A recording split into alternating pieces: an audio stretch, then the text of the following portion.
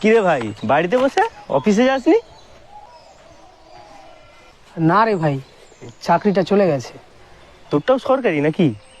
না না, আমারটা দরকারি। না না, এমনি একটা বেসরকারি অফিসে কাজ করতাম। মা অসুস্থ, তাই ছুটি নিয়েছিল, তো বলছে আর কাল থেকে আসতে হবে না। এসবগুলো টিভিতে দেখায় না রে, বল। গোটা সমাজ যেখানে কোটি কোটি প্রাইভেট কোম্পানিতে চাকরি করা ছেলে মেয়েদেরকে অযোগ্য বলে রিজেক্ট করে দিচ্ছে, সেখানে শুধুমাত্র 26,000 ছেলে মেয়ে যোগ্য না অযোগ্য সেই নিয়ে টিভি, সোশ্যাল মিডিয়া, রাজনীতির মঞ্চে হাওয়া গরম। রোজ কত ছেলে মেয়ে কাল চাকরিটা থাকবে কিনা ভাবতে ভাবতে ঘুমোতে যায়, তার হিসেব আছে। ওদের চাকরি যাওয়াটা জাস্ট একটা নর্মাল জিনিস। বস এলেন, একটা গোল্ডেন হ্যান্ডশেক করলেন, ব্যাস, আর কাল থেকে অফিসে আসতে হবে না। কেউ ভাবে না ওদের ফ্যামিলি আছে, ওদের বাচ্চারা স্কুলে যায়, ওদের বাবা মার ওষুধ কিনতে হয়, বাইকের ইএমআই আছে, বাড়ি ভাড়া বা ফ্ল্যাটের ভাড়া। ওরা বাড়ি যায়, কোথায় কোথায় ভ্যাকেন্সি আছে খোঁজার চেষ্টা করে, ইন্টারভিউর প্রস্তুতি নেয়, আবার একটা নতুন জার্নি। ওদের চোখের জল কেউ দেখতে পায় না, ওদের ইন্টারভিউ কোনো নিউজ চ্যানেল নেয় না। ওদের বাবা মা কান্নায় ভেঙে পড়ে না, উল্টো সাহস যোগায় যে তুই পারবি।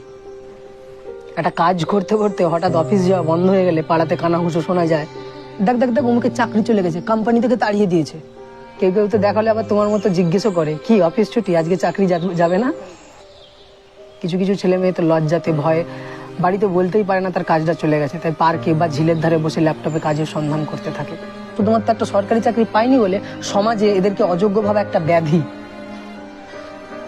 আর এই ব্যাধির ভ্যাকসিন আজও আবিষ্কার হয়নি। দেখছি কাল থেকে অফিস যাওয়ার চেষ্টা করবো, আর একটা কাজের সন্ধান।